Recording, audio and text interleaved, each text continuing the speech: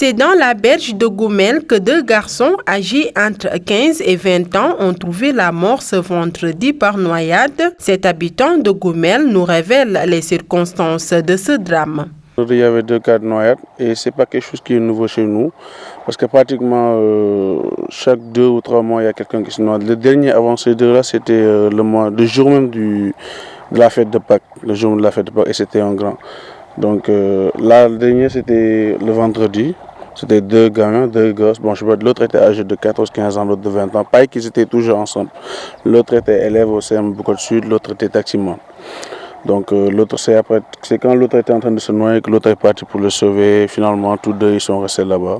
Quand tu dis quelqu'un, il faut arrêter de baigner ici, il refuse. Pourtant, c'est pour notre intérêt, pour la population de la Verte Casamance. Mais les gens refusent. Pour les habitants de ce quartier, cette zone est très dangereuse et n'est pas du tout sécurisée. Ils demandent au préfet de Ziguinchor de prendre des mesures concrètes pour mettre fin à ce fléau. Et le problème c'est que cette zone n'est pas sécurisée et je crois même que c'est même pas interdit. Parce qu'il n'y a rien qui montre que c'est interdit ou c'est du genre, ça a été, je sais pas. C'est le préfet qui peut nous aider. C'est le préfet. En appliquant ces verdicts pour venir dire à la population, ici c'est interdit. Ces genres de drames sont très fréquents dans cette berge de Goumel. Le dernier en date remonte au jour de la fête de Pâques où un enfant s'est noyé par baignade en venant chercher de l'eau.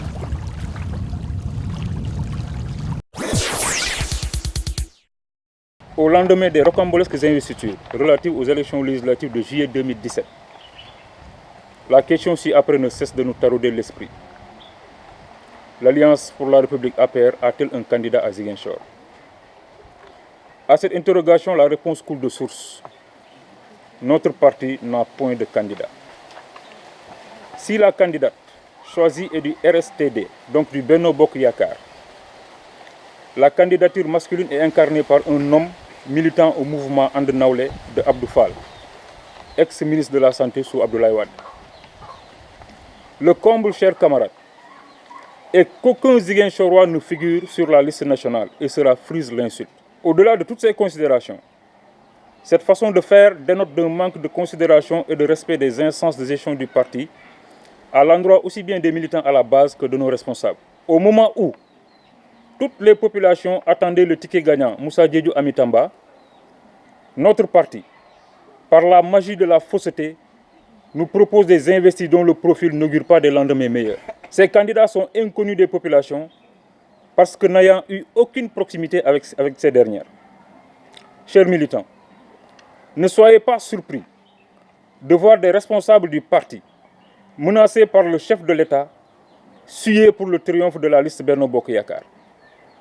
Cet engagement n'est motivé que par la volonté d'entretenir et de conserver les avantages découlant des postes de responsabilité qu'ils occupent.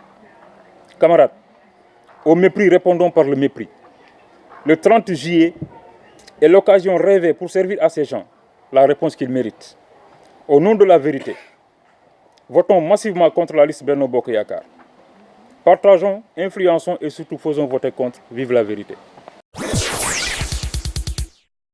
68 actes sont retenus dans le synode convoqué depuis 3 ans par son Excellence Monseigneur Paul Abel Mamba, évêque de Ziguinchor. Les fidèles sont alors appelés à mettre en pratique ces actes dans leur vie quotidienne. Et nous avons incité tous les chrétiens dans la mesure du possible et les familles à avoir une Bible. Et les prêtres se sont engagés à leur faire savoir comment on utilise une Bible pour que chacun librement, s'il a besoin, de se référer à la parole de Dieu, qui puisse utiliser la Bible. Des points tels que le mariage, la formation de la jeunesse catholique ont été soulignés dans cette séance de réflexion. Formation doctrinale, formation humaine, intellectuelle et morale, pour que notre Église puisse se préparer et cette jeunesse puisse se préparer à prendre le relais demain de notre Église. Et nous avons pensé que, par exemple, pour se marier aujourd'hui, il faut se préparer sérieusement, s'inscrire une année à l'avance pour donner le temps au couple de se préparer, de se faire accompagner et de pouvoir célébrer en connaissance de cause le mariage. La balle est dans le camp des fidèles chrétiens du diocèse de Ziguinchor. C'est à eux désormais de pratiquer ces différents axes retenus par l'ensemble des délégués et spécialistes de synode pour améliorer leurs pratiques religieuses.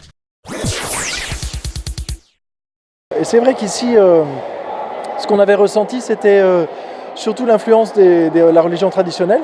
Et comment faire parce qu'il ne faut pas nier tout le passé, nier la culture, parce que ça ne marche pas. Mais comment est-ce que la foi va prendre cette culture qui est la vôtre en compte pour de vrai et puis du coup l'emmener ailleurs, vers le Christ. Nous, on avait la chance d'avoir vécu un synode et aussi d'avoir bénéficié de l'expérience d'un autre diocèse qui nous avait beaucoup aidés. Et donc quand on nous a proposé de faire ce compagnonnage, parce qu'on a marché ensemble, on a tout de suite dit oui. Et on a vécu vraiment des moments d'église. Moi, j'étais jamais venu au Sénégal. Et donc de voir une église jeune, une église vivante, qui a envie, qui se donne les moyens de faire un synode, parce que c'est assez original hein, dans le coin là. Il n'y en a pas eu beaucoup en Afrique de l'Ouest. Et donc de voir ça, c'était pour nous vraiment quelque chose d'un peu extraordinaire, vraiment. Et puis ça nous dynamise nous aussi, les églises de la vieille Europe, qui sont un peu plus âgées, un peu plus... avec moins de vie, on sent. Un allié de taille, alors que le Qatar cherche des soutiens. Lors de sa rencontre avec son homologue qatari, le ministre russe des Affaires étrangères a appelé au dialogue et a promis d'aider à résoudre la crise. Les relations entre nos partenaires sont en train de se détériorer et cette situation nous déplaît. Nous sommes favorables à une résolution de ces désaccords à travers un dialogue respectueux et équitable.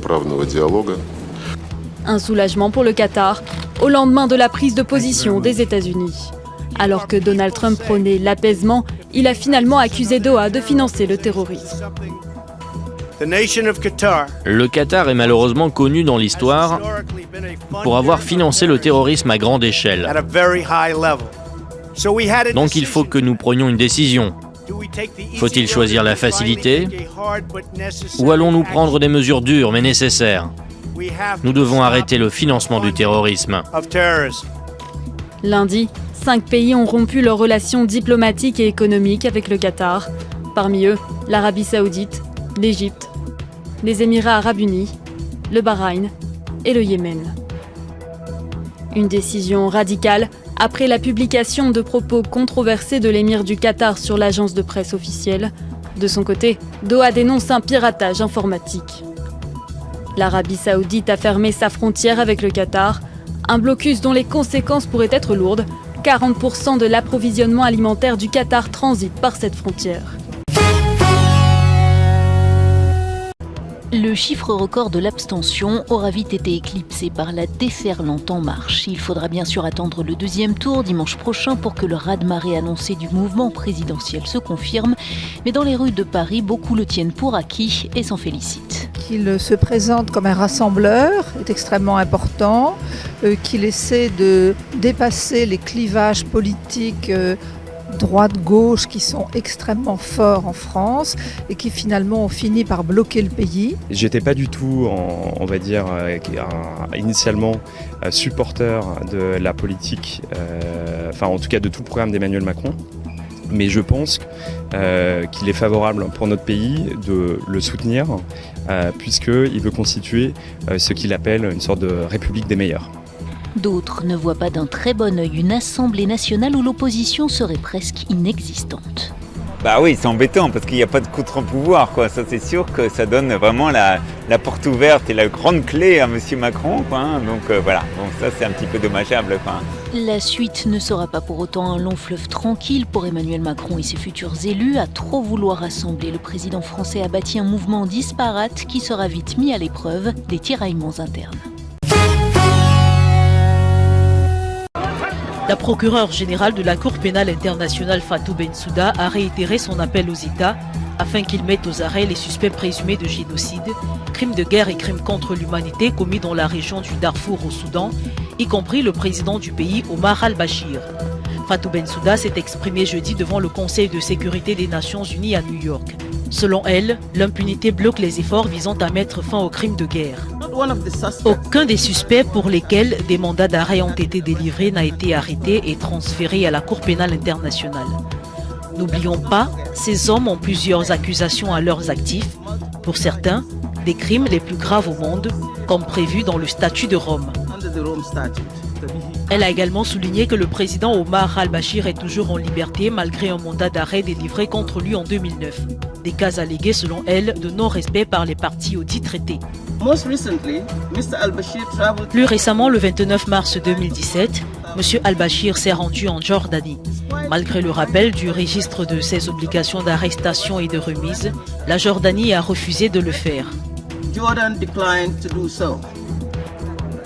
Le Conseil de sécurité a demandé à la Cour pénale d'enquêter sur les crimes de guerre au Darfour en 2005. Une région où 300 000 personnes sont mortes et des millions d'autres déplacés depuis que la guerre civile a éclaté en 2003 entre le gouvernement et les rebelles.